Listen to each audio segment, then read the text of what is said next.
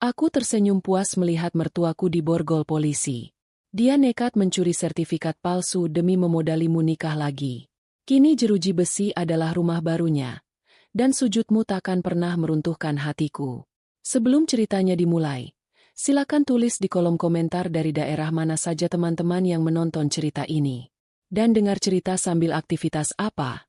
Nyapu, ngepel, tiduran, rebahan atau apa? Yuk kita simak ceritanya. Pagi itu, suasana di meja makan terasa jauh lebih dingin dari biasanya. Padahal matahari di luar sana sudah mulai memancarkan hangatnya. Denting sendok yang beradu dengan piring keramik menjadi satu-satunya suara yang mendominasi ruangan, memecah keheningan yang mencekam antara 3 orang yang duduk di sana.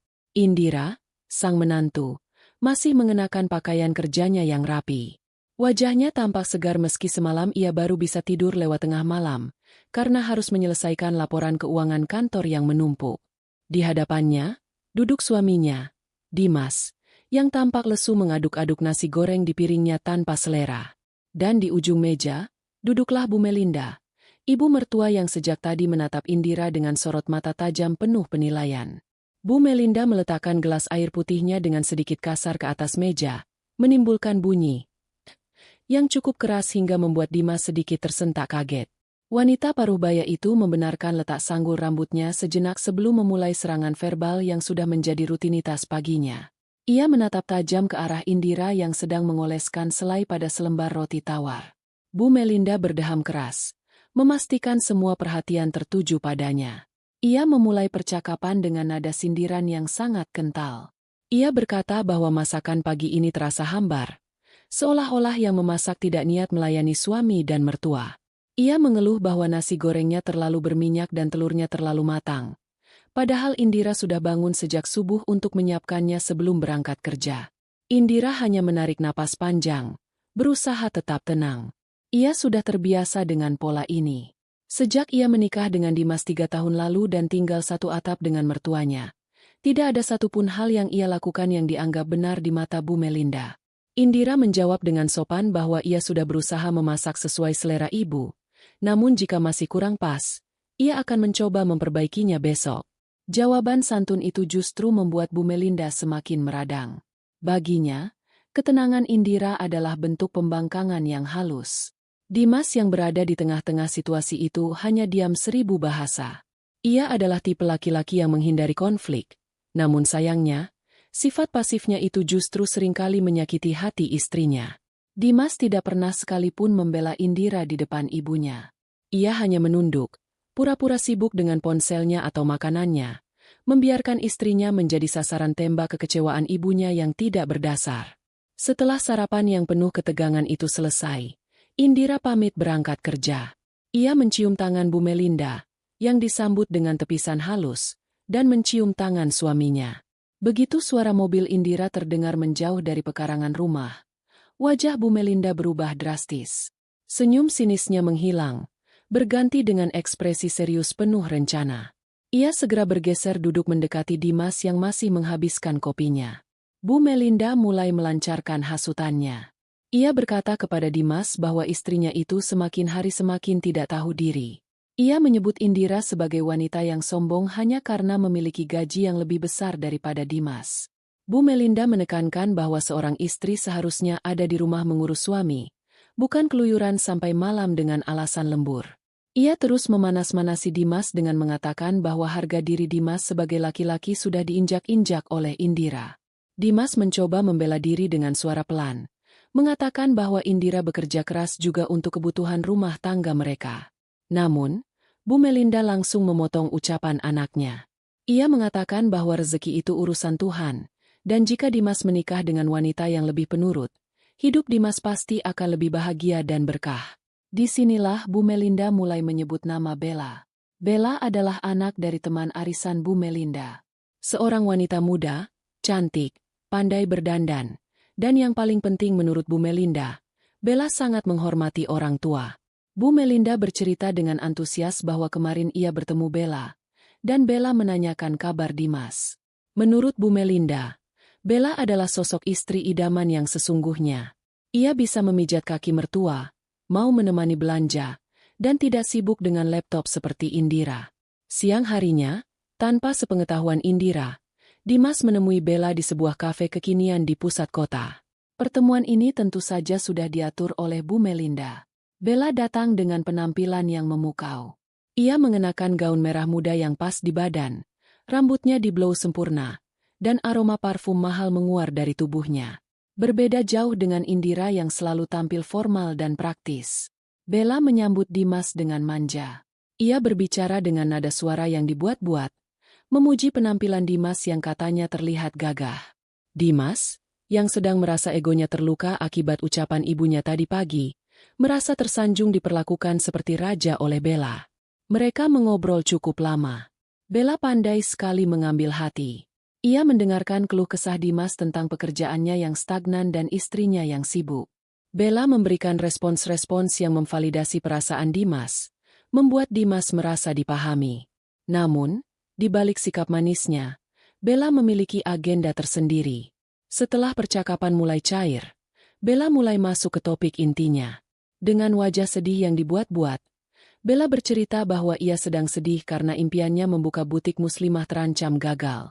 Ia berkata bahwa ia membutuhkan modal usaha yang cukup besar, sekitar 500 juta rupiah, untuk menyewa tempat strategis dan membeli stok barang. Bella menatap mata Dimas dalam-dalam, lalu berkata bahwa ia hanya ingin menikah dengan laki-laki yang bisa mendukung impiannya. Ia memberikan kode keras bahwa jika Dimas bisa membantunya, maka Bella akan bersedia menjadi pendamping hidup Dimas, menggantikan posisi Indira yang kaku itu. Dimas terdiam mendengar nominal yang disebutkan Bella. 500 juta bukanlah uang yang sedikit. Tabungannya sendiri tidak sampai seperempat dari jumlah itu. Namun, melihat wajah cantik Bella yang penuh harap, dan mengingat betapa ibunya sangat menyukai Bella, Dimas merasa tertantang. Ia ingin membuktikan bahwa ia mampu. Ia ingin membuktikan pada Indira dan ibunya bahwa ia bisa menjadi laki-laki yang diandalkan. Bella, melihat keraguan di wajah Dimas, segera menggenggam tangan laki-laki itu. Ia berbisik bahwa ia tidak butuh uang itu sekarang juga, tapi ia butuh kepastian. Jika Dimas serius dengannya, Dimas harus berusaha. Sore harinya, Dimas pulang ke rumah dengan pikiran kacau. Ia disambut oleh Bu Melinda yang sudah menunggu laporan hasil kencan anaknya. Dimas menceritakan permintaan Bella dengan wajah lesu. Ia berkata bahwa ia tidak mungkin sanggup memenuhi permintaan modal 500 juta itu. Ia hampir menyerah dan berpikir untuk melupakan Bella. Namun, Bu Melinda justru tertawa kecil. Ia menepuk pundak anaknya dengan gaya sok bijak. Bu Melinda berkata bahwa uang itu ada. Hanya saja Dimas kurang jeli melihat peluang. Dimas mengerutkan kening. Bingung. Bu Melinda kemudian mendekatkan wajahnya ke telinga Dimas, berbisik dengan nada penuh konspirasi. Ia mengingatkan Dimas tentang map hijau yang tersimpan di lemari pakaian di kamar utama. Map itu berisi sertifikat tanah warisan orang tua Indira yang lokasinya sangat strategis di pinggir jalan raya provinsi. Dimas terbelalak kaget. Ia tahu betul tanah itu adalah harta bawaan Indira, warisan mutlak dari mendiang ayahnya. Ia mencoba menolak, mengatakan bahwa itu adalah hak Indira dan ia tidak berhak menyentuhnya. Tapi Bu Melinda, dengan lidahnya yang berbisa, terus meyakinkan Dimas. Ia mengatakan bahwa dalam pernikahan, harta istri adalah harta suami juga. Ia mendoktrin Dimas bahwa Indira selama ini pelit dan tidak mau berbagi. Jadi wajar jika Dimas mengambil sedikit bagiannya untuk kebahagiaan masa depannya. Bu Melinda meyakinkan Dimas bahwa tanah itu nilainya miliaran. Jika dijual, 500 juta untuk Bella hanyalah sebagian kecil. Sisanya bisa dipakai Dimas untuk modal usaha sendiri, membeli mobil baru, dan tentu saja memanjakan ibunya. Dimas mulai goyah. Bayangan hidup bahagia bersama Bella yang manja dan penurut, ditambah restu penuh dari ibunya, perlahan mengikis akal sehat dan moralitasnya. Ambisi sang mertua kini telah meracuni pikiran anaknya, mengubah seorang suami menjadi calon pencuri di rumahnya sendiri. Rencana jahat pun mulai disusun. Bu Melinda berjanji akan mengurus semuanya. Dimas hanya perlu diam dan menyetujui.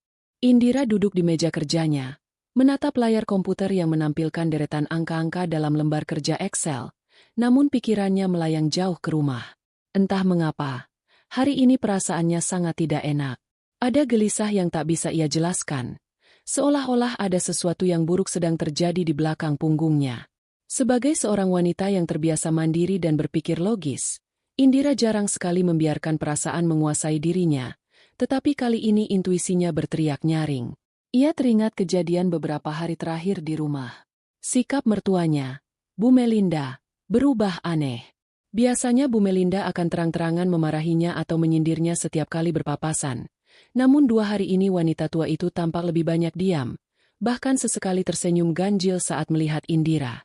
Senyum itu bukan senyum ketulusan, melainkan senyum seseorang yang menyimpan rahasia besar. Begitu pula dengan Dimas. Suaminya itu tampak gelisah, sering menghindari tatapan mata Indira, dan menjadi sangat protektif terhadap ponselnya. Jika ada pesan masuk, Dimas akan buru-buru menjauh atau membalik layar ponselnya. Indira menghela napas panjang, mencoba memijat pelipisnya yang terasa berdenyut. Ia teringat bagaimana kerasnya ia bekerja selama ini. Tanah warisan ayahnya yang tersimpan sertifikatnya di lemari adalah satu-satunya peninggalan berharga yang ia miliki. Ayahnya berpesan agar tanah itu dijaga baik-baik dan hanya dijual jika benar-benar dalam keadaan darurat yang mengancam nyawa.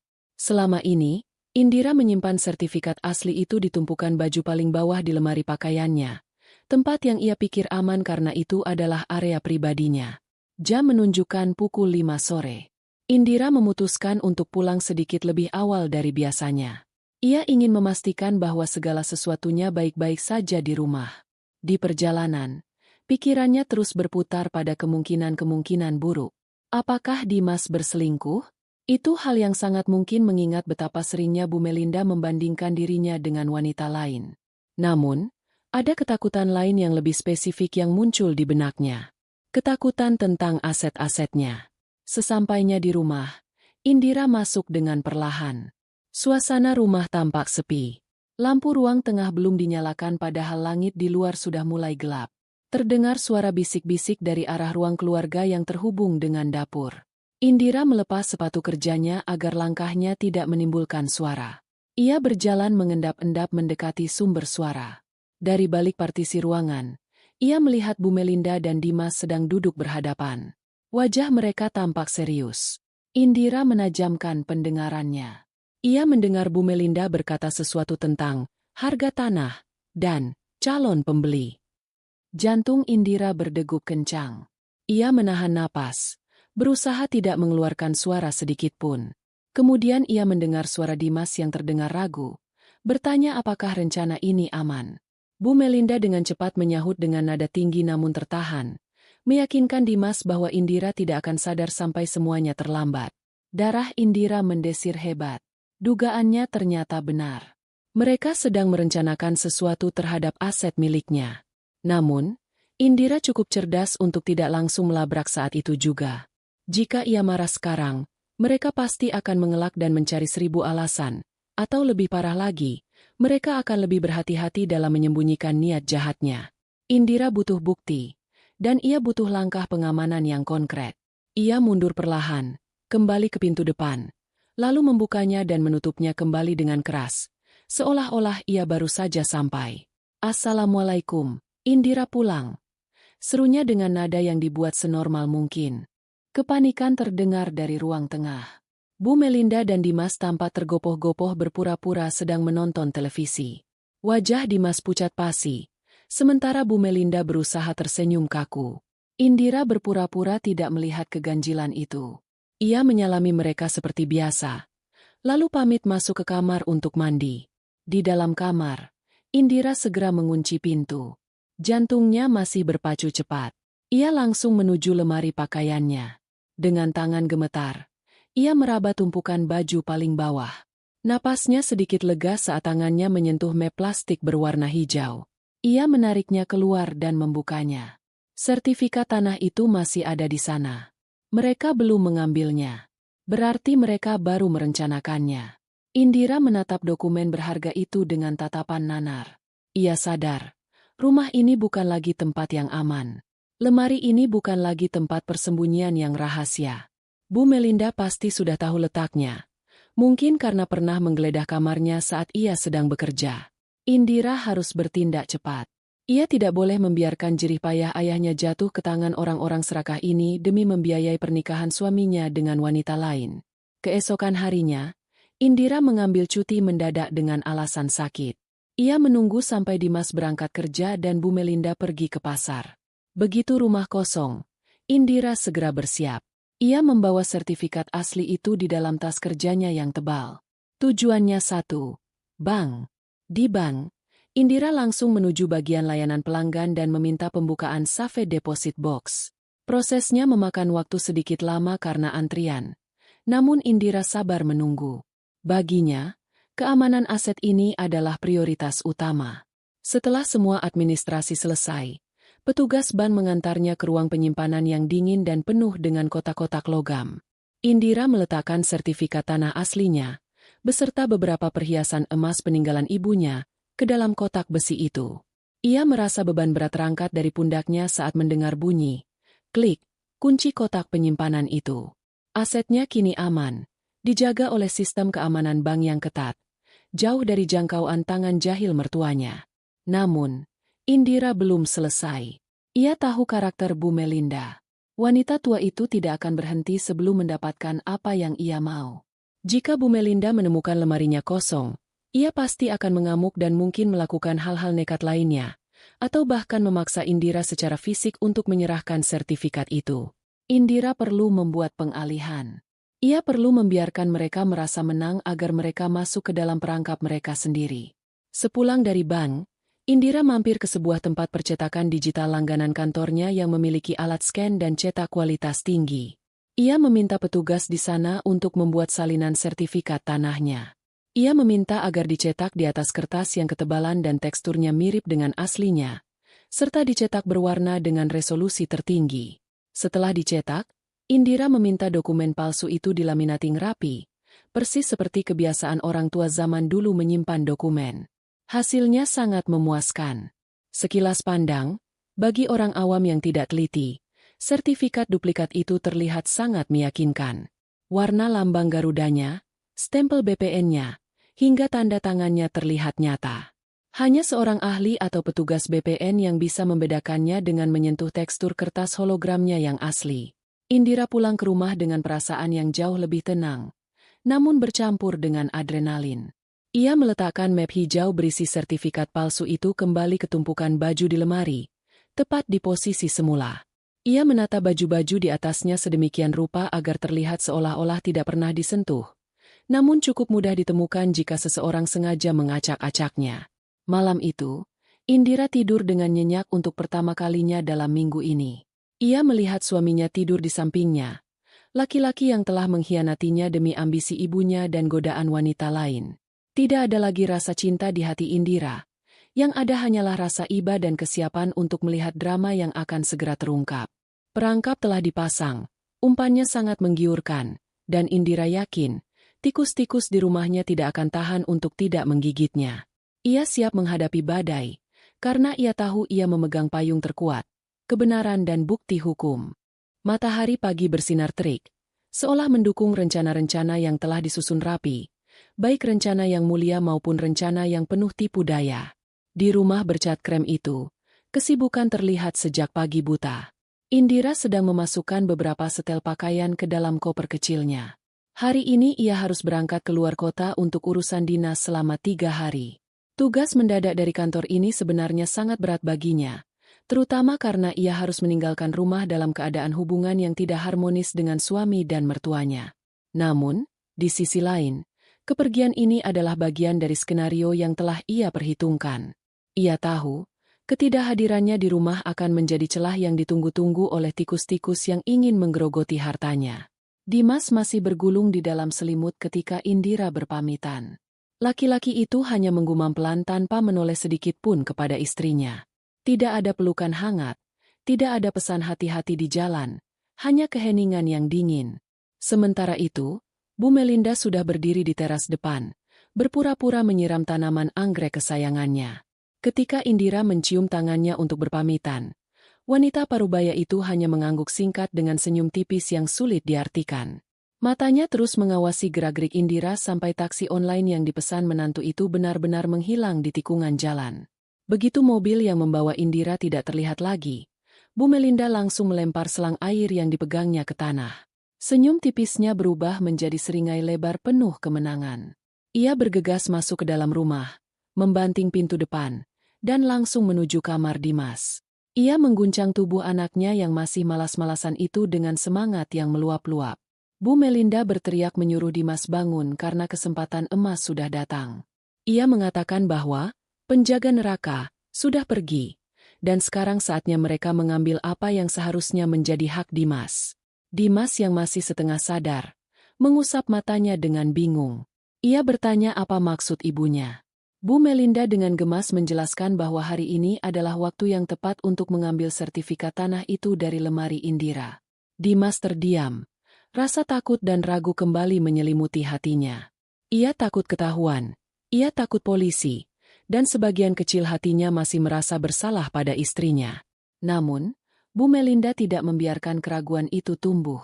Ia segera mengambil ponselnya dan menghubungi seorang tukang kunci panggilan yang kontaknya sudah ia simpan sejak beberapa hari lalu. Bu Melinda berakting di telepon dengan sangat meyakinkan. Ia mengatakan kepada tukang kunci bahwa kunci lemari anaknya hilang. Padahal ada dokumen penting yang harus diambil segera. Suaranya terdengar panik dan mendesak, membuat tukang kunci di seberang sana menyanggupi untuk datang dalam waktu setengah jam. Sambil menunggu tukang kunci datang, Bu Melinda mondar-mandir di ruang tamu dengan gelisah namun antusias. Ia sudah membayangkan uang ratusan juta di tangannya. Ia membayangkan wajah bahagia Bella, calon menantu idaman yang akan memberinya cucu dan menghormatinya. Ia juga membayangkan betapa puasnya ia bisa menendang Indira keluar dari rumah ini setelah Dimas menikah lagi.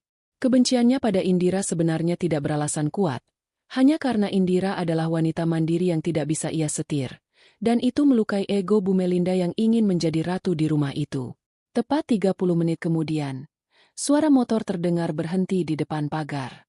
Seorang pria paruh baya dengan tas perkakas turun dari motor. Bu Melinda menyambutnya dengan ramah yang dibuat-buat. Ia mempersilakan tukang kunci itu masuk dan langsung membawanya ke kamar utama, kamar Indira dan Dimas. Dimas hanya berdiri mematung di ambang pintu kamar, mengawasi dengan jantung berdebar kencang. Keringat dingin mulai membasahi punggungnya. Ia merasa seperti pencuri di rumahnya sendiri, dan memang itulah kenyataannya. Tukang kunci itu mulai bekerja. Ia mengeluarkan berbagai macam alat pengait besi kecil dari tasnya. Bu Melinda berdiri tepat di sampingnya, mengawasi dengan tidak sabar. Sesekali ia bertanya apakah masih lama, mendesak tukang kunci agar bekerja lebih cepat. Tukang kunci itu sedikit kesulitan karena kunci lemari itu cukup tua dan unik, namun berkat pengalamannya, akhirnya terdengar bunyi, klik, yang nyaring.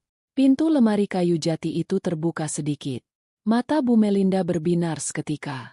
Ia segera merogoh saku dasternya dan mengeluarkan 2 lembar uang Rp100.000, memberikannya kepada tukang kunci sebagai upah, melebihkan sedikit dari tarif biasa agar tukang kunci itu cepat pergi dan tutup mulut. Setelah tukang kunci itu membereskan alatnya dan pergi, Bu Melinda langsung menerjang ke arah lemari. Ia tidak peduli dengan tatanan baju Indira yang rapi. Tangannya dengan kasar mengacak-acak tumpukan pakaian, mencari map hijau yang diceritakan Dimas tempo hari. Pakaian-pakaian kerja Indira dilempar begitu saja ke lantai. Bu Melinda seperti orang kesurupan. Nafsu serakah menguasai dirinya sepenuhnya. Dimas yang melihat kekacauan itu hanya bisa menelan ludah. Ia ingin mencegah ibunya agar tidak terlalu berantakan, tapi lidahnya keluh. Dan akhirnya, di tumpukan paling bawah, di bawah lipatan kain batik, tangan Bu Melinda menyentuh sesuatu yang keras dan licin. Map plastik berwarna hijau.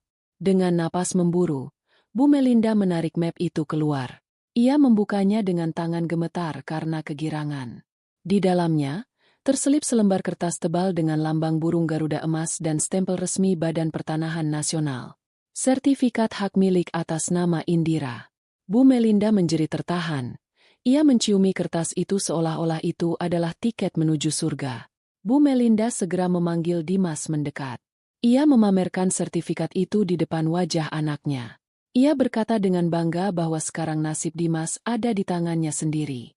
Ia mengatakan bahwa kertas ini bernilai miliaran, dan modal nikah untuk Bella hanyalah sebagian kecil dari nilainya. Dimas menatap sertifikat itu. Itu terlihat sangat asli.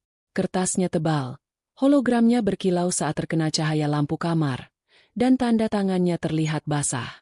Tidak ada sedikit pun keraguan di benak Dimas maupun ibunya bahwa itu adalah dokumen asli. Mereka tidak tahu bahwa itu adalah hasil karya teknologi percetakan digital canggih yang dipesan Indira. Namun, kegembiraan itu sedikit terganggu ketika ponsel Dimas bergetar. Nama, Bella sayang, muncul di layar. Dimas mengangkat telepon itu dengan gugup. Dari seberang sana, terdengar suara Bella yang merajuk.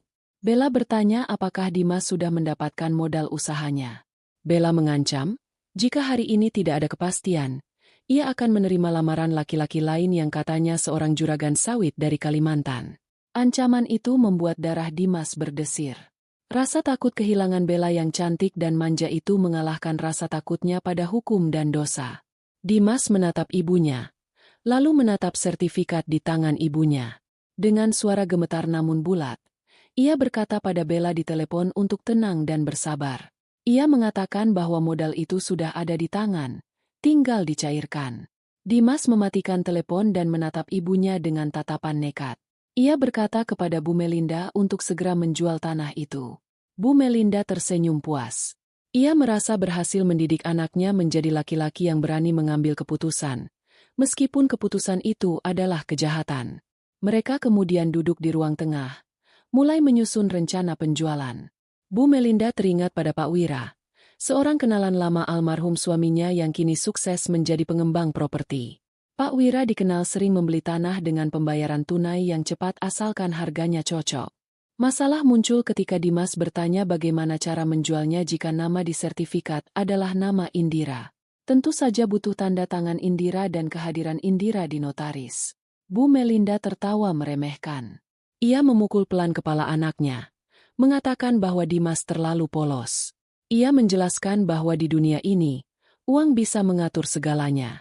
Mereka hanya perlu membuat surat kuasa palsu. Bu Melinda mengaku kenal dengan orang yang bisa meniru tanda tangan dengan sangat mirip. Atau, Dimas sendiri bisa melatih tangannya untuk meniru tanda tangan istrinya. Toh, Indira sedang di luar kota. Mereka bisa beralasan bahwa Indira memberi kuasa karena tidak bisa hadir. Siang itu juga, Dimas menghabiskan waktu berjam-jam mencoret-coret kertas, berlatih meniru tanda tangan Indira yang ia lihat di buku nikah mereka. Awalnya kaku, tapi lama-kelamaan hasilnya semakin mirip. Bu Melinda terus menyemangati di sampingnya sambil menyuguhkan kopi dan pisang goreng, seolah-olah mereka sedang mengerjakan proyek kerajinan tangan keluarga, bukan sedang melakukan pemalsuan dokumen negara. Setelah merasa tanda tangannya cukup meyakinkan, Dimas membuat surat kuasa di atas kertas bermaterai. Isinya menyatakan bahwa Indira memberikan kuasa penuh kepada Dimas untuk menjual sebidang tanah tersebut. Dengan tangan yang masih sedikit gemetar, Dimas membubuhkan tanda tangan palsu di atas materai itu. Selesai sudah. Senjata kejahatan mereka telah lengkap. Sertifikat, yang mereka kira, asli dan surat kuasa palsu. Malam harinya, suasana di rumah itu terasa ganjil. Bu Melinda memasak makan malam yang mewah, merayakan keberhasilan pencurian mereka. Dimas makan dengan lahap. Beban pikirannya seolah hilang tertutup bayangan masa depan indah bersama Bella. Mereka tertawa-tawa membicarakan rencana pernikahan Dimas dan Bella yang akan digelar mewah. Mereka membicarakan mobil baru yang akan dibeli Bu Melinda. Mereka benar-benar lupa, atau sengaja melupakan, bahwa pemilik sah dari harta yang mereka perebutkan itu sedang bekerja keras di luar kota, dan mungkin sedang tersenyum sinis membayangkan kehancuran mereka. Di dalam lemari yang berantakan, baju-baju Indira masih berserakan di lantai. Bu Melinda bahkan tidak repot-repot merapikannya kembali. Ia berpikir, nanti kalau Indira pulang dan marah-marah, ia tinggal bilang ada maling masuk atau kucing liar masuk dan mengacak-acak lemari. Alasan apapun bisa dibuat. Yang penting, sertifikat, itu sudah aman di dalam tas tangan Bu Melinda, siap untuk ditukarkan dengan gepokan uang rupiah keesokan harinya. Kejahatan telah dilakukan di siang bolong, disaksikan oleh dinding-dinding rumah yang membisu, menyimpan rahasia kelam keluarga itu yang sebentar lagi akan meledak. Keesokan harinya, Bu Melinda bangun lebih pagi dari biasanya. Ia menghabiskan waktu hampir 1 jam di depan cermin, mematut diri dengan pakaian terbaiknya. Ia mengenakan kebaya modern berwarna merah marun dipadu dengan kain batik sutra, serta menyematkan bros emas besar di dadanya. Penampilannya sangat mencolok, berusaha keras untuk terlihat seperti nyonya besar yang kaya raya.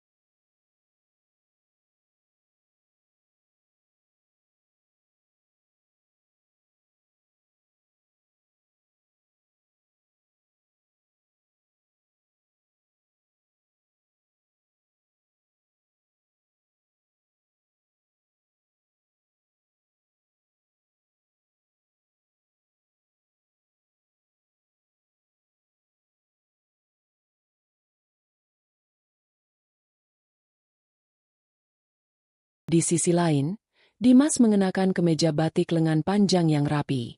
Meskipun terlihat gagah, wajahnya masih menyisakan guratan kecemasan. Kantung matanya terlihat jelas, menandakan ia tidak tidur nyenyak semalam karena dihantui mimpi buruk dikejar polisi. Mereka berdua berangkat menuju sebuah restoran masakan Sunda yang cukup terkenal di pusat kota. Tempat itu dipilih oleh Bu Melinda karena memiliki ruang privat saung-saungan yang tertutup, cocok untuk pembicaraan bisnis yang bersifat rahasia. Di sana, mereka telah membuat janji temu dengan Pak Wira, sang calon pembeli tanah. Pak Wira sudah tiba lebih dulu. Pria berusia 50 tahunan itu duduk dengan tenang sambil menyesap teh hangat. Penampilannya sederhana namun berwibawa, mengenakan kemeja polos dan celana bahan, namun jam tangan yang melingkar di pergelangan tangannya berharga ratusan juta rupiah. Pak Wira adalah pemain lama di dunia properti. Ia memiliki insting yang tajam seperti hiu yang bisa mencium bau darah dari kejauhan. Ia tahu kapan seseorang sedang berbohong, dan ia tahu kapan sebuah kesepakatan terlalu bagus untuk menjadi kenyataan. Ketika Bu Melinda dan Dimas datang, Pak Wira menyambut mereka dengan senyum sopan namun matanya meneliti dari ujung kaki hingga ujung kepala. Ia mempersilakan mereka duduk. Setelah berbasa-basi sebentar menanyakan kabar dan memesan makanan, Bu Melinda yang tidak sabaran segera membuka pembicaraan ke inti masalah. Bu Melinda mulai mengeluarkan jurus dramanya. Dengan wajah yang dibuat sedih, ia bercerita bahwa keluarga mereka sedang ditimpa musibah. Ia mengarang cerita bahwa menantunya, istri Dimas, sedang sakit keras dan butuh biaya pengobatan yang sangat besar di luar negeri. Itulah sebabnya mereka terpaksa menjual aset tanah warisan tersebut dengan harga cepat, alias di bawah harga pasar. Bu Melinda menekankan kata, buat uang, atau Bu berkali-kali untuk memancing ketertarikan Pak Wira. Pak Wira mendengarkan dengan seksama, namun wajahnya tetap datar. Ia tidak mudah termakan cerita sedih. Baginya, bisnis adalah logika, bukan emosi. Ia bertanya mengapa istri Dimas tidak ikut hadir jika memang tanah itu atas namanya. Dimas yang ditanya langsung menjadi gugup. Keringat dingin mulai menetes di pelipisnya. Dengan suara terbata-bata, Dimas menjawab sesuai skenario ibunya, bahwa istrinya sedang menjalani perawatan intensif di rumah sakit di Singapura sehingga tidak mungkin pulang, namun sudah memberikan kuasa penuh padanya. Dimas kemudian menyerahkan map berisi sertifikat palsu dan surat kuasa palsu yang sudah disiapkannya. Pak Wira menerima dokumen itu. Suasana hening seketika. Hanya terdengar suara gemericik air dari kolam ikan di samping saung. Pak Wira mengeluarkan kacamata bacanya, lalu mulai memeriksa dokumen itu dengan teliti. Ia meraba kertas sertifikat itu, menerawangnya ke arah cahaya, dan membaca setiap detail tulisan di sana. Jantung Dimas berdegup kencang seolah mau copot. Ia menahan napas. Takut Pak Wira akan melempar dokumen itu ke wajahnya dan berteriak penipu. Bu Melinda di sebelahnya juga meremas ujung taplak meja dengan kuat. Meski wajahnya berusaha tetap tersenyum manis. Detik-detik itu terasa seperti berjam-jam bagi mereka berdua. Setelah pemeriksaan fisik yang cukup lama, Pak Wira mengangguk pelan. Secara fisik, sertifikat itu terlihat meyakinkan baginya. Ia tidak menemukan cacat fisik yang mencolok. Kertasnya terasa benar. Hologramnya ada. Kemudian ia beralih ke surat kuasa. Ia membaca isinya dan melihat tanda tangan di atas materai. Pak Wira bertanya apakah tanda tangan ini benar asli dari istri Dimas. Dimas dengan cepat mengangguk, berusaha meyakinkan bahwa ia menyaksikan sendiri istrinya menandatangani surat itu sebelum berangkat berobat. Pak Wira menatap mata Dimas tajam-tajam selama beberapa detik, mencoba mencari kebohongan. Dimas yang sudah terlanjur basah, memaksakan diri untuk membalas tatapan itu, berusaha terlihat jujur. Akhirnya, Pak Wira melepaskan tatapannya dan menyandarkan punggungnya ke kursi. Pak Wira berkata bahwa ia tertarik dengan tanah itu karena lokasinya memang strategis. Namun, sebagai prosedur standar perusahaannya, ia tidak bisa melunasi pembayaran sebelum ada pengecekan resmi, checking, di kantor Badan Pertanahan Nasional, BPN, untuk memastikan tanah itu tidak dalam sengketa atau diblokir. Bu Melinda langsung menyela, mengatakan bahwa mereka butuh uang tunai hari ini juga untuk transfer ke rumah sakit. Terjadi negosiasi yang alot. Bu Melinda mendesak minta pembayaran penuh atau setidaknya 80% di muka. Pak Wira yang berpengalaman tentu menolak keras. Ia tidak mau mengambil risiko sebesar itu. Akhirnya, setelah tawar-menawar yang cukup tegang, disepakati bahwa Pak Wira akan memberikan uang muka, down payment DP, sebesar 200 juta rupiah hari ini. Sisa pembayarannya akan dilunasi setelah sertifikat selesai dicek oleh notaris dan dinyatakan bersih oleh BPN, yang diperkirakan memakan waktu 2-3 hari kerja. 200 juta rupiah. Angka itu sudah cukup membuat mata Bu Melinda hijau. Itu cukup untuk membayar keinginan awal Bella dan sisanya bisa dipikirkan nanti. Bu Melinda menyenggol kaki Dimas di bawah meja, memberi kode untuk setuju. Dimas pun mengangguk setuju. Pak Wira kemudian mengeluarkan buku cek dan menuliskan nominal 200 juta rupiah. Namun, sebelum menyerahkan cek itu, Pak Wira mengajukan satu syarat mutlak. Sertifikat asli harus ia bawa untuk diserahkan ke notaris kepercayaannya guna proses pengecekan, checking. Bu Melinda sempat ragu sejenak. Menyerahkan sertifikat asli, yang mereka anggap asli, berarti melepaskan pegangan. Tapi melihat lembaran cek di tangan Pak Wira, logikanya tumpul. Ia berpikir, toh sertifikat itu asli, tidak mungkin ada masalah di BPN. Kalaupun dicek, pasti hasilnya valid. Jadi, tidak ada yang perlu ditakutkan. Dengan penuh percaya diri, Bu Melinda mendorong map hijau itu ke arah Pak Wira. Ia berkata, "Silakan dibawa, Pak. Kami orang jujur. Tanah itu aman 100%. Ibu Wira pasti senang Bapak dapat tanah bagus ini." Pak Wira tersenyum tipis, menyimpan map itu ke dalam tas kerjanya, dan menyerahkan cek tunai kepada Dimas. Transaksi tahap pertama selesai. Tangan mereka berjabat. Tangan Pak Wira terasa dingin dan kuat, sementara tangan Dimas basah oleh keringat. Ada rasa lega yang luar biasa di dada Dimas. Ia merasa telah melewati lubang jarum. Ia sudah membayangkan akan segera mencairkan cek itu dan menemui Bella. Setelah Pak Wira pergi meninggalkan restoran dengan mobil mewahnya, Bu Melinda dan Dimas tidak langsung pulang. Mereka memesan makanan tambahan. Kali ini menu yang paling mahal. Mereka merayakan kemenangan semu itu dengan penuh sukacita. Bu Melinda tertawa lepas, memuji-muji kecerdikannya sendiri. Ia berkata bahwa Indira pasti akan kena serangan jantung saat pulang nanti dan tahu tanahnya sudah jadi milik orang lain. Dimas pun ikut tertawa. Meski tawanya terdengar hampa, ia segera mengirim pesan pada Bella. "Sayang, uangnya sudah ada. Besok kita ketemu."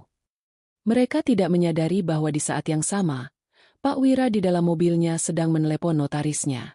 Wajah Pak Wira tidak lagi ramah. Ia berbicara dengan nada tegas dan curiga. Ia menginstruksikan notarisnya untuk mengecek sertifikat itu secepat mungkin. Besok pagi-pagi sekali. Ada sesuatu dari gelagat Dimas yang membuatnya tidak nyaman. Pak Wira merasa ada yang disembunyikan. Insting bisnisnya menyuruhnya untuk waspada. Ia tidak tahu bahwa kecurigaannya itu akan membawanya pada penemuan fakta yang mengejutkan, yang akan menyeret Bu Melinda dan Dimas ke dalam jurang kehancuran yang tak terbayangkan. Transaksi gelap itu telah terjadi, namun badai yang sesungguhnya baru saja akan bermula. Uang 200 juta yang mereka pegang hanyalah umpan yang akan menjerat leher mereka sendiri. Matahari baru saja merangkak naik, menyinari gedung-gedung perkantoran di pusat kota dengan cahaya keemasannya yang hangat. Namun, kehangatan itu sama sekali tidak dirasakan oleh Pak Wira. Sejak bangun tidur, perasaan gelisah yang menyelimuti hatinya semalam tidak kunjung hilang. Sebagai seorang pebisnis properti yang telah memakan asam garam kehidupan, intuisinya jarang sekali meleset. Wajah gugup Dimas dan sikap agresif Bu Melinda saat transaksi kemarin terus terbayang-bayang di benaknya seperti sebuah pertanda buruk yang enggan pergi. Pukul 8 tepat. Pak Wira sudah memarkir mobilnya di halaman kantor notaris dan pejabat pembuat akta tanah, Pat, langganannya. Ia membawa tas kulit hitam berisi dokumen yang diserahkan oleh Bu Melinda kemarin. Langkahnya terburu-buru saat memasuki ruangan berpendingin udara itu. Bau kertas tua dan aroma kopi menyambut indera penciumannya. Ia disambut oleh Pak Herman, notaris senior yang sudah menjadi rekanan bisnisnya selama belasan tahun. Pak Herman, pria berkacamata tebal dengan rambut yang sudah memutih seluruhnya, tersenyum ramah melihat kedatangan klien prioritasnya. Namun, senyum itu perlahan memudar saat melihat wajah Pak Wira yang kaku dan serius tanpa basa-basi sedikitpun. Pak Wira langsung meletakkan map hijau itu di atas meja kerja Pak Herman yang terbuat dari kayu jati kokoh. Ia meminta Pak Herman untuk memeriksa keaslian sertifikat tersebut sekarang juga, sebelum ia melakukan pelunasan yang nilainya miliaran rupiah. Pak Herman mengangguk mengerti. Ia mengenakan sarung tangan katun putih, sebuah prosedur standar untuk menangani dokumen penting agar tidak rusak oleh minyak dari jari tangan. Dengan hati-hati, Pak Herman mengeluarkan lembaran sertifikat tanah itu dari dalam map. Suasana ruangan menjadi hening seketika.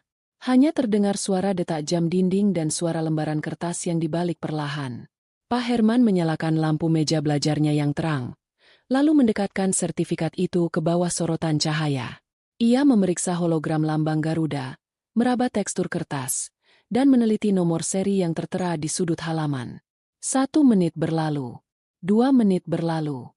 Kening Pak Herman mulai berkerut dalam. Ia mengambil sebuah kaca pembesar dari laci mejanya dan meneliti tanda tangan pejabat Badan Pertanahan Nasional yang ada di halaman pengesahan. Kemudian, ia mengambil sebuah alat pendeteksi uang palsu yang memancarkan sinar ultraviolet. Ia menyinari kertas sertifikat itu. Pak Wira menahan napas, memperhatikan setiap perubahan ekspresi di wajah sahabatnya itu. Jantungnya berdegup semakin kencang ketika melihat Pak Herman menggeleng-gelengkan kepala sambil mendecakkan lidah.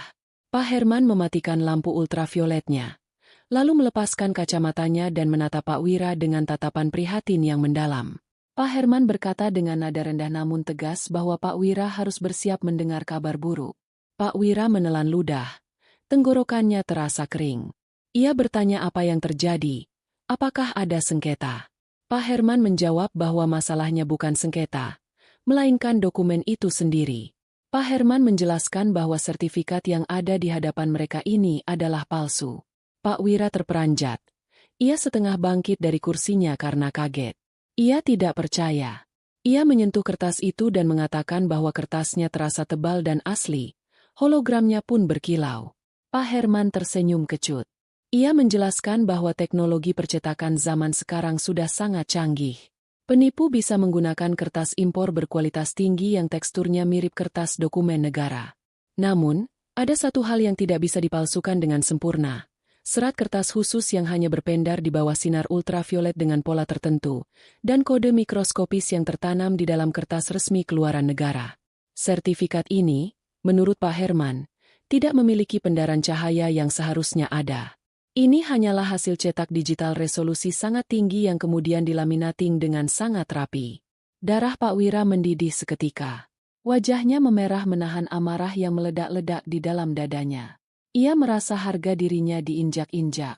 Ia, Pak Wira, pengusaha properti kawakan yang disegani, baru saja ditipu mentah-mentah oleh seorang ibu tua dan anak laki-laki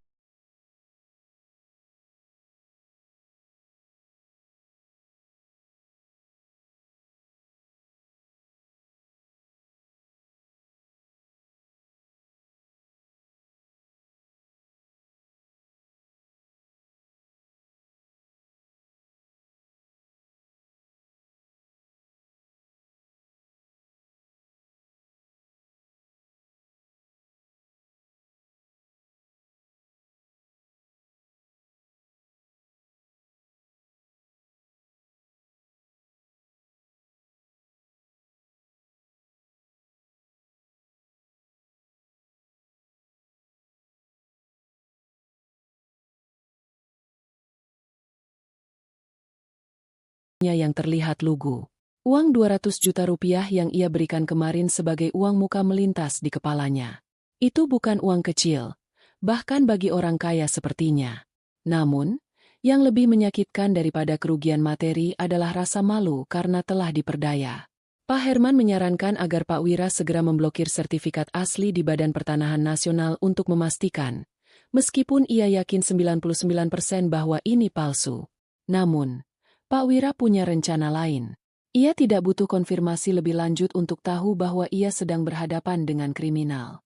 Ia segera meminta staf notaris untuk memfotokopi sertifikat palsu itu dan melegalisirnya sebagai barang bukti bahwa ia pernah menerima dokumen tersebut. Sertifikat fisiknya ia masukkan kembali ke dalam map dengan kasar. Tanpa membuang waktu, Pak Wira keluar dari kantor notaris dengan langkah lebar. Ia masuk ke dalam mobilnya dan membanting pintu dengan keras. Sopir pribadinya sampai terlonjak kaget melihat kemarahan majikannya. Pak Wira memerintahkan sopirnya untuk menuju kantor kepolisian resor kota, Polresta, secepat mungkin. Ia tidak akan membiarkan penipu-penipu itu menikmati uangnya barang satu hari pun. Di dalam perjalanan menuju kantor polisi, Pak Wira menelepon pengacara pribadinya.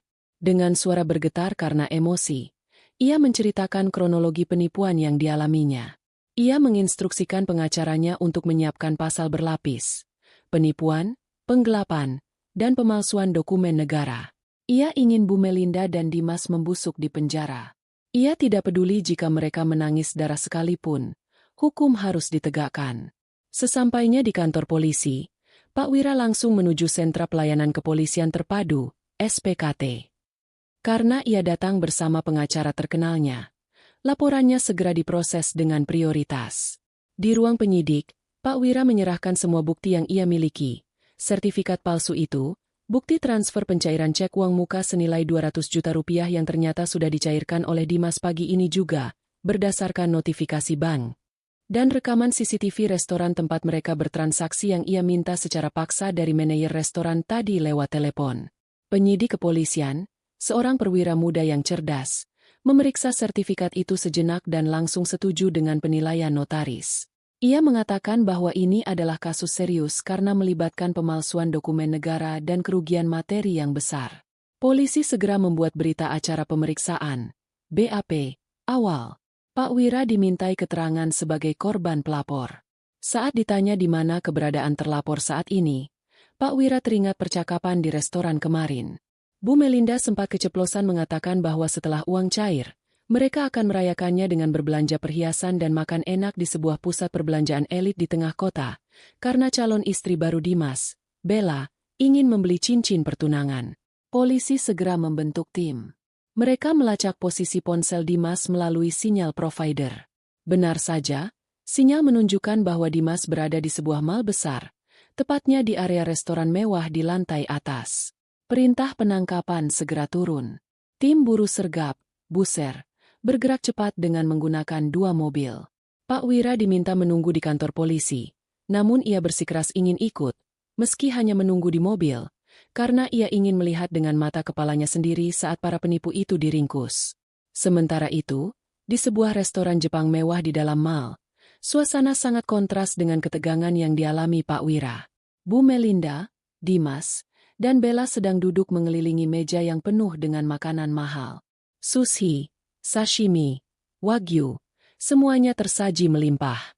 Bella tertawa manja sambil memamerkan cincin berlian baru yang melingkar di jari manisnya, hasil dari uang muka penjualan tanah yang baru saja cair. Bu Melinda tersenyum lebar, merasa menjadi ibu yang paling sukses di dunia karena berhasil mengabulkan keinginan anaknya. Dimas pun tampak lega. Beban ketakutannya sesaat terlupakan oleh euforia belanja dan makanan enak. Mereka tidak sadar bahwa di luar sana, sirene mobil polisi sedang meraung-raung, mendekat untuk mengakhiri pesta pora mereka yang dibangun di atas pondasi kebohongan. Restoran Jepang itu sedang ramai pengunjung saat jam makan siang.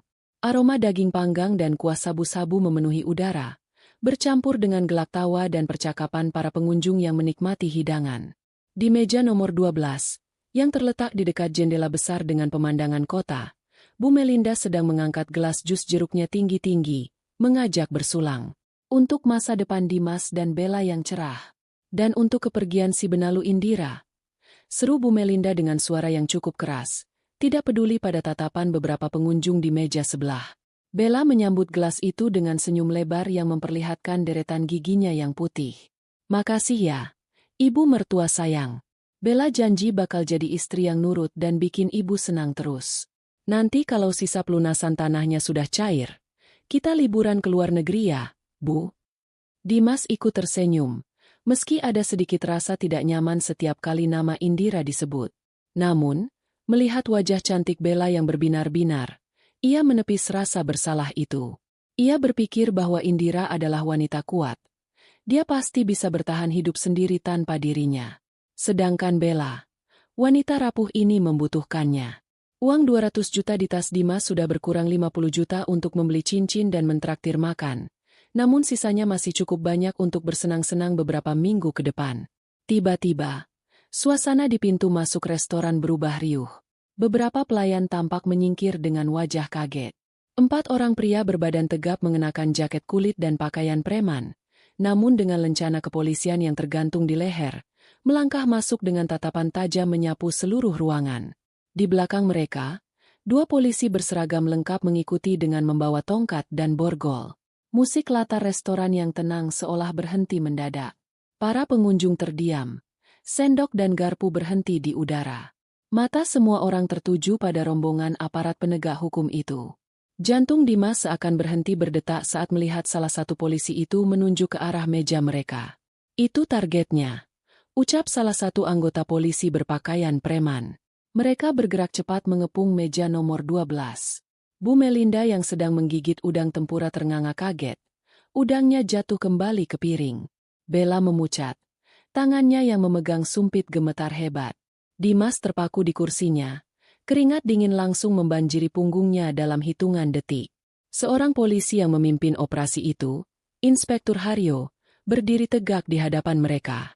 Dengan suara lantang dan tegas yang menggema di seluruh restoran, ia bertanya, "Apakah benar ini dengan saudara Dimas Anggara dan saudari Melinda?" Dimas tidak sanggup menjawab. Lidahnya keluh seolah tak bertulang. Bu Melinda, dengan sisa-sisa keberaniannya yang bodoh, mencoba berdiri dan memasang wajah garang. "Benar, saya Melinda. Ada apa ini, Pak?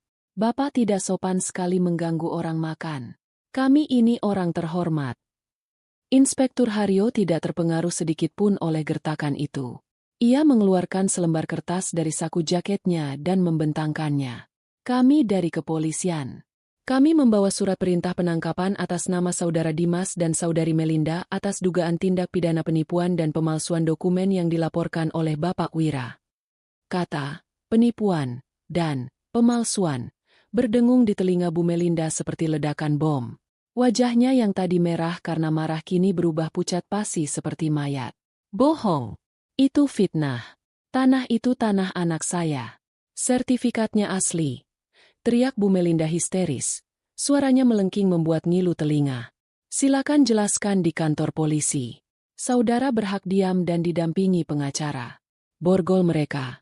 Perintah Inspektur Haryo kepada anak buahnya. 2 polisi berseragam maju. Mereka menarik tangan Dimas yang lemas ke belakang punggungnya. Bunyi, klik. Logam beradu dengan logam terdengar mengerikan saat borgol mengunci pergelangan tangan Dimas. Dimas hanya bisa menunduk pasrah. Air mata ketakutan mulai mengalir di pipinya. Ia tidak pernah membayangkan akan berakhir seperti ini. Sementara itu, Bu Melinda memberontak hebat saat tangannya hendak diborgol. Ia meronta-ronta, menendang kaki meja hingga gelas-gelas minuman tumpah membasahi pakaian mahalnya. "Lepaskan saya. Saya bukan penjahat. Kalian salah tangkap. Ini pasti ulah menantu durhaka itu. Indira, kurang ajar kamu," racau Bu Melinda, menyalahkan semua orang kecuali dirinya sendiri. Polisi terpaksa menggunakan sedikit tenaga ekstra untuk menahan Bu Melinda. Akhirnya, kedua tangan wanita tua itu berhasil dikunci di belakang punggung.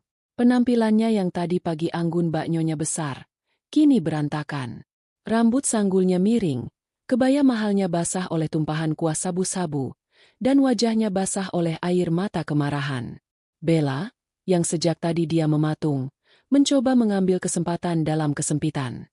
Dengan perlahan, ia mencoba bangkit dari kursinya dan melangkah mundur, berniat kabur meninggalkan kekacauan itu. Ia berpikir bahwa namanya tidak disebut dalam surat penangkapan, jadi ia bisa selamat. Namun, langkahnya terhenti oleh tangan kekar seorang polisi wanita yang baru saja bergabung. "Mau kemana, Mbak?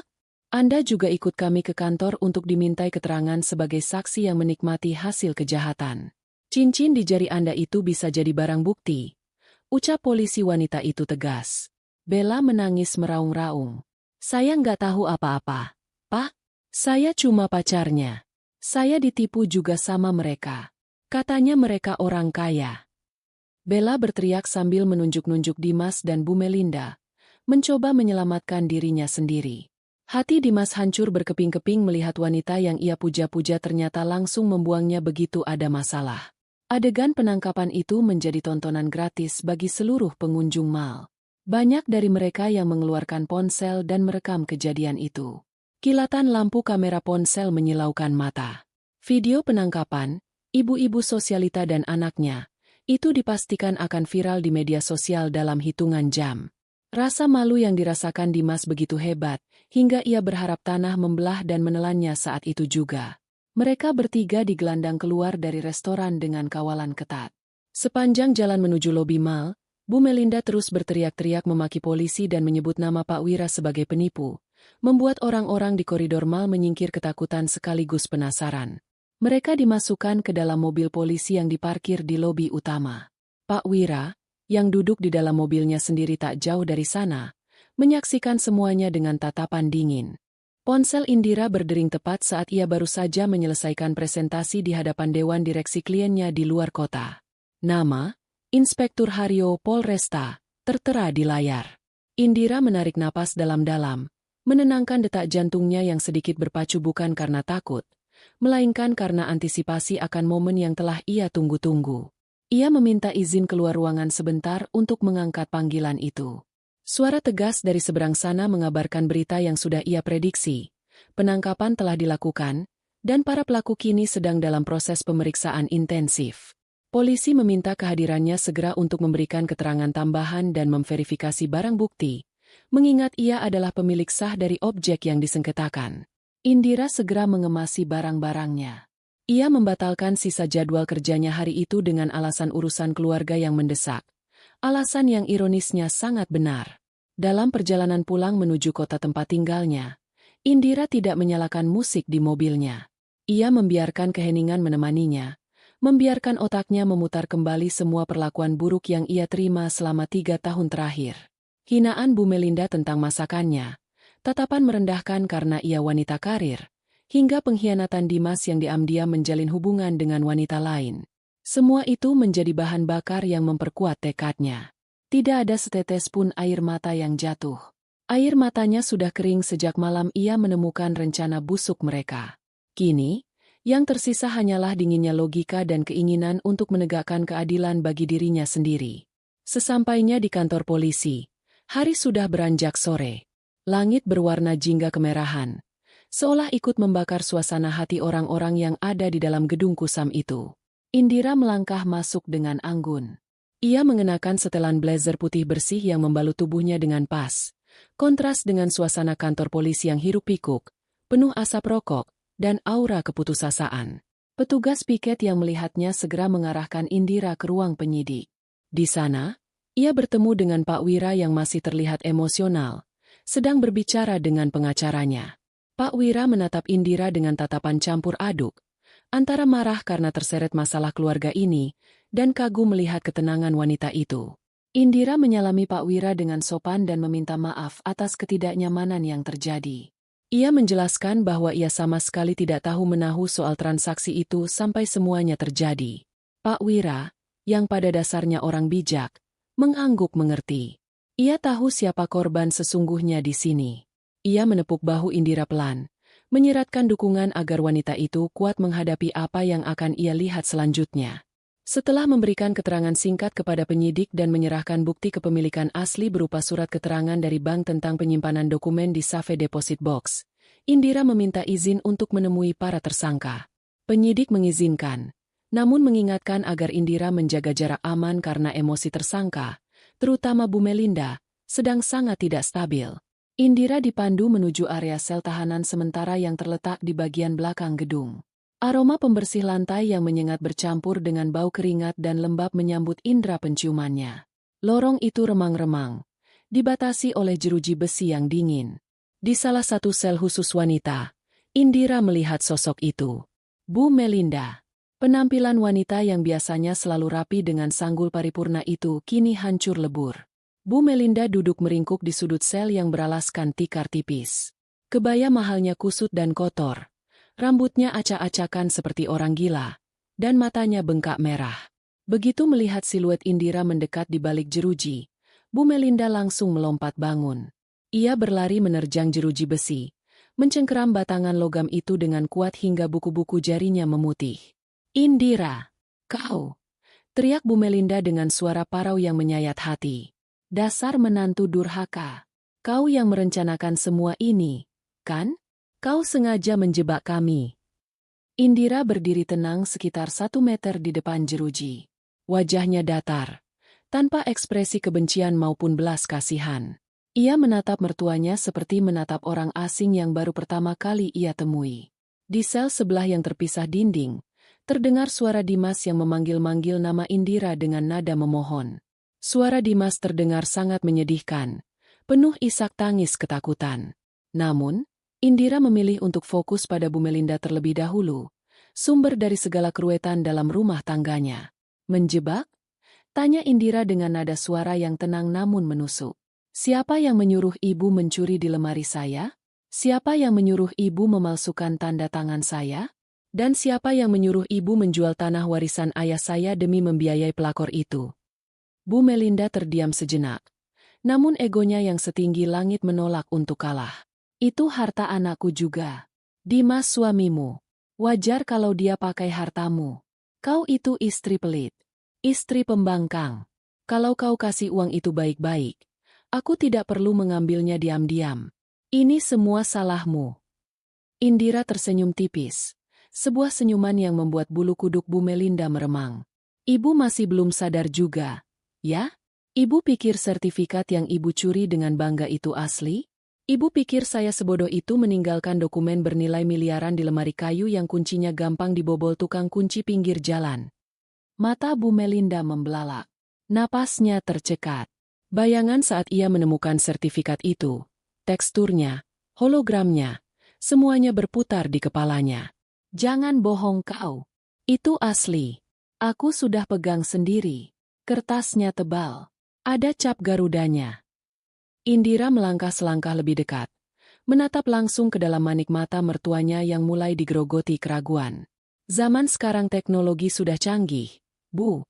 Percetakan digital bisa membuat apa saja terlihat nyata.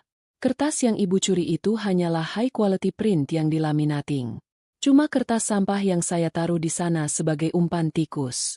Dan ternyata, tikusnya besar sekali." Kalimat itu menghantam Bu Melinda telak di ulu hati. Kakinya lemas seketika.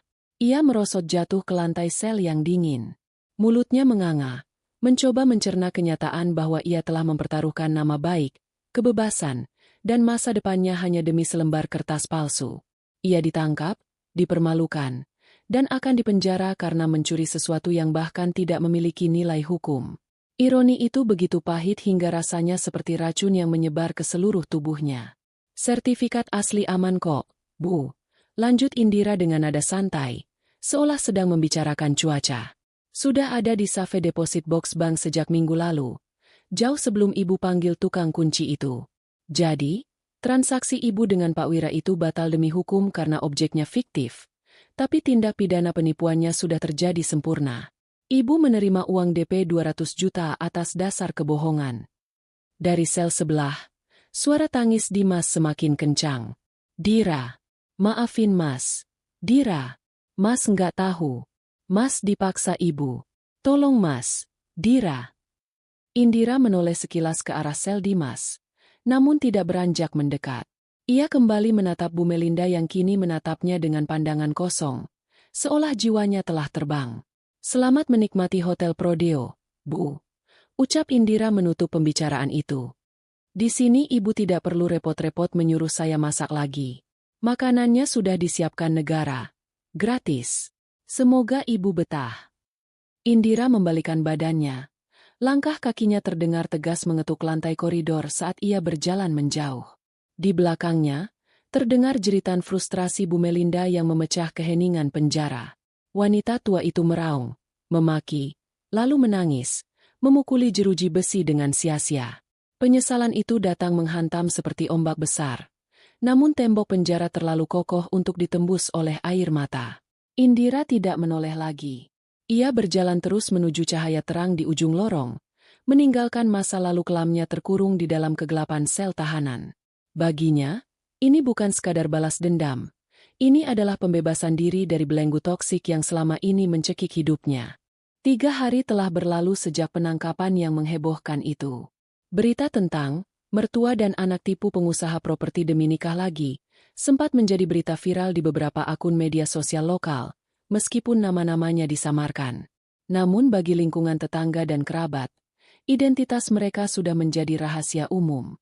Rasa malu itu lebih menyakitkan daripada hukuman fisik apapun. Rumah Indira yang biasanya sepi kini sering dilewati orang-orang yang penasaran, ingin melihat tempat kejadian perkara di mana drama keluarga itu bermula. Proses hukum berjalan dengan cepat karena bukti-bukti yang diserahkan Pak Wira dan Indira sangat lengkap dan tak terbantahkan.